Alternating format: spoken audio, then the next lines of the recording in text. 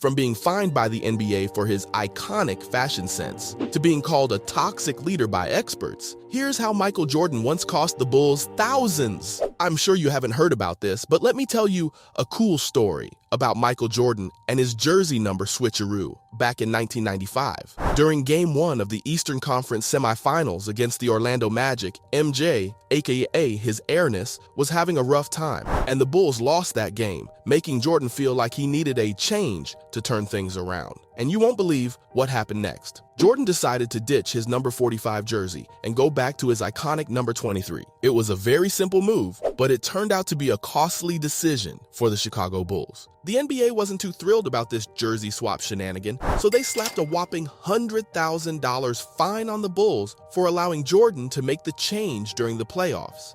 That's a crazy number, and it was the biggest non-fighting fine in modern NBA history. The Bulls got a fine of $25,000 earlier for not even telling the league about the switch before Game 2 of the Eastern Conference semis. But hold up, here comes the irony. If the Bulls had made it to the next round, they'd have faced an even bigger fine. That $100,000 was actually $25,000 for each of the 4 additional games in which MJ wore his original number 23. But you know what's cooler? The reason why Jordan went back to number 23 in the first place was because Nick Anderson from the Orlando Magic trash-talked MJ about number 45 doesn't explode like 23 used to. 45 is not 23. And that hit a nerve. So Jordan was like, nah, I'm going back to my legendary number. The Bulls might have been fined, but you gotta admit, things got better for MJ once he put on that number 23 again. In Game 2, he played like the true champ he was. 38 points, 7 rebounds, 4 blocks, 4 steals, and 3 assists. He was on fire, shooting 17 out of 30 from the field.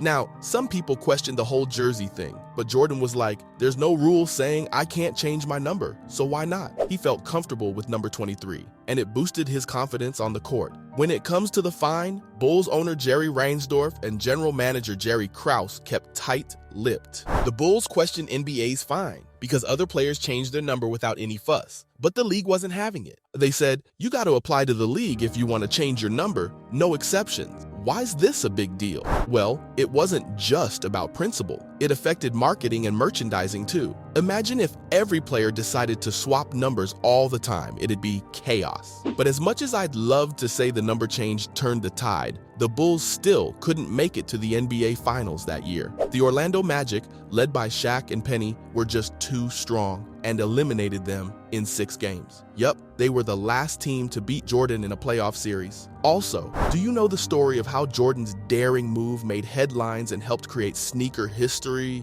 Michael's iconic Air Jordans have always been in a league of their own, and they made headlines for a weird reason back in 1985. You see, the NBA had some serious uniform rules back then. They wanted players to wear shoes, mostly in white, but Jordan had different plans. He wanted to match his Chicago Bulls jersey, which was all black and red. And you know what? Nike, the company behind Jordan's shoes, saw this as an opportunity to ride the wave of his fame. They convinced him to wear those snazzy black and red kicks during a game against the New York Knicks, and man, did it pay off.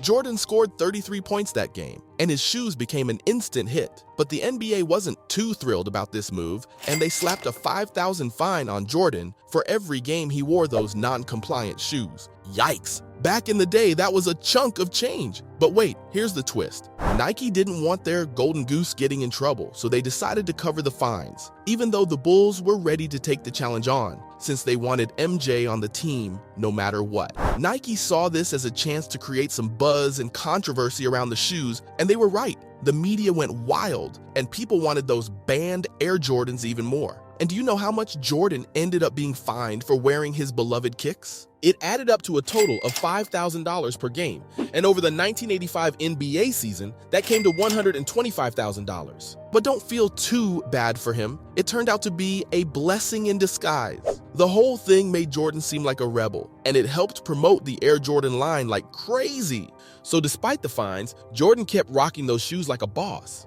He didn't let anything stop him, and that bold move ended up turning his sneakers into a worldwide cultural phenomenon. The Air Jordan brands become one of the most successful sneaker lines ever, with fans going crazy over each new release. The whole incident also showed that sometimes breaking the rules can work in your favor, since Jordan's decision to wear those forbidden shoes only helped make him more iconic and turn Nike's Air Jordans into a symbol of style, success, and individuality. This tension between players and the league over rules and regulations isn't a new thing, though. NBA players have been pushing back against the system for ages, and sometimes it leads to positive changes. In this case, the NBA eventually relaxed its dress code policy, allowing players to show off their personal style on and off the court. Those Air Jordans are still flying off the shelves and will forever be tied to the legendary basketball star. So now you know why those kicks are more than just shoes. They're a piece of sporting history. MJ might be the king of the court, but he was also a very tough teammate to deal with. In The Last Dance, that awesome documentary about his career,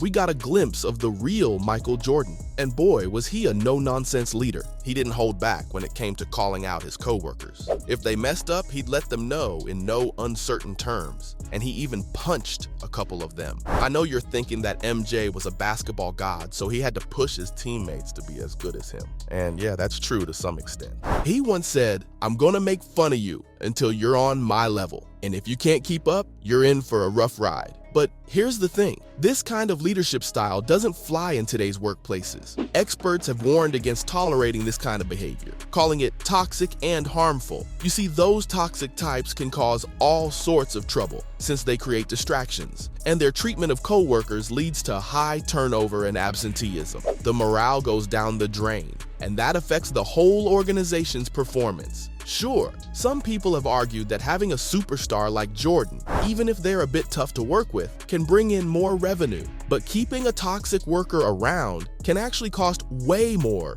than the extra money they bring in. It's like a toxic domino effect, and even the Chicago Bulls, with all their success, faced some struggles with Jordan's leadership style. After his first retirement, the team still did well, winning 55 games, and some players said they felt more like a team without Jordan's intense presence. While Jordan didn't cost the Bulls a huge sum, he did cost them a lot of demotivation as a team. There are some exceptions where a jerk-like attitude might work, especially in intense competitions. Think Steve Jobs and his biting words to competitors, but these exceptions are rare, and most of the time it's just a dangerous delusion to tolerate such behavior. Now you know everything, the good, the bad, and the ugly of MJ's leadership style. He might have been an all-time great on the court, but his approach to teammates wouldn't be a winning strategy in most teams. Nowadays, it's all about teamwork and mutual respect. Regardless of MJ costing the Bulls thousands, he's one of the most legendary players. He faced rejection in high school, but it made him work harder. He dominated in college and became the GOAT in the NBA with 6 championships. He's not just a baller, he's a savvy businessman too, with a net worth of $2.2 billion.